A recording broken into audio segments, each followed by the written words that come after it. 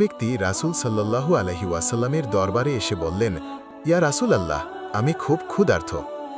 নবীজি সাল্লাল্লাহু আলাইহি ওয়াসাল্লাম তার বিবিদের জিজ্ঞেস করলেন, ঘরে কোনো খাবার আছে কি? কিন্তু কোনো ঘরেই খাবার নেই। এরপর তিনি সাহাবাদের দিকে তাকিয়ে বললেন, এই ব্যক্তিকে মেহমানদারি করার কেউ আছো কি? তৎক্ষণাৎ এক আনসারী সাহাব বললেন, ইয়া রাসূলাল্লাহ, আমি তাকে আমার ঘরে নিয়ে মেহমানদারি করতে প্রস্তুত। নবীজি সম্মতি দিলেন। সাহাবী মেহমানকে নিয়ে ঘরে গেলেন। স্ত্রীকে জিজ্ঞেস করলেন, ঘরে মেহমানদারির খাবার আছে কি? স্ত্রী বললেন, বাচ্চাদের সামান্য খাবার ছাড়া আর কিছুই নেই। স্বামী বললেন, বাচ্চাদের নানা তালবাহানা করে পেট ভরে খাইয়ে দাও, ঘুম পাড়িয়ে দাও, আমাদের খাবার মেহমানকে দিতেই হবে। তারপর মেহমানের সামনে খাবার আনলেন, কিন্তু যেন মেহমান বুঝতে না পারে তারা কিছু খাচ্ছে না, তাই বাতি নিভিয়ে দিলেন। তারা শুধু অভিনয় করলেন যেন তারাও মেহমানের সাথে খাচ্ছেন। মেহমান ভাবলেন তারা তার সাথে খাচ্ছে, তাই তিনি পেট ভরে খেয়ে নিলেন।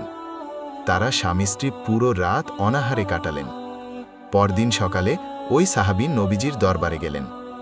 নবীজি বললেন, তোমাদের গতরাতের এই মহান আমলের উপর আল্লাপাক সন্তুষ্ট হয়ে আসমান থেকে আয়াত নাজিল করেছেন। সুবহানাল্লাহ।